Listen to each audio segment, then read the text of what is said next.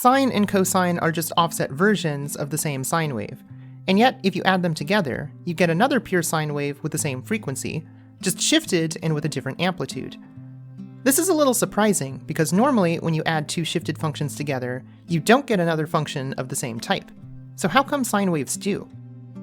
Turns out there's a really satisfying reason why, and we can use Euler's formula to see it.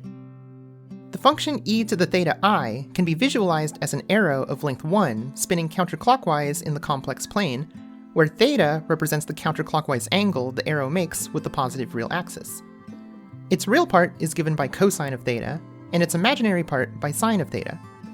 If we multiply it by I, we get the same spinning arrow, just offset 90 degrees counterclockwise. Now add these two arrows together tip to tail as vectors. We get a new spinning arrow, but now look at the components. Adding these two functions using Euler's formula, we get a complex function whose imaginary part is sine of theta plus cosine of theta. But since any sine wave can be generated from taking a component of a spinning point, sine of theta plus cosine of theta must also be a sine wave. In this case, a sine wave of amplitude square root of 2, phase shifted by 45 degrees, or pi over 4 radians, ahead of the pure sine of theta. This trick shows that adding any two sine waves of the same frequency, no matter their amplitudes or phase, will produce another sine wave of that same frequency, because all the sine waves in the sum correspond to spinning arrows rotating at the same speed, meaning their tip-to-tail sum will be another spinning arrow rotating at exactly the same frequency.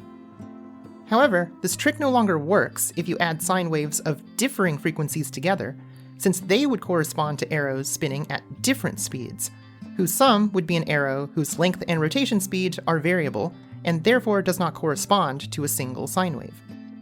But although adding sine waves of differing frequencies won't give you another sine wave, adding enough of them together will let you graph anything, which is the key idea behind Fourier series.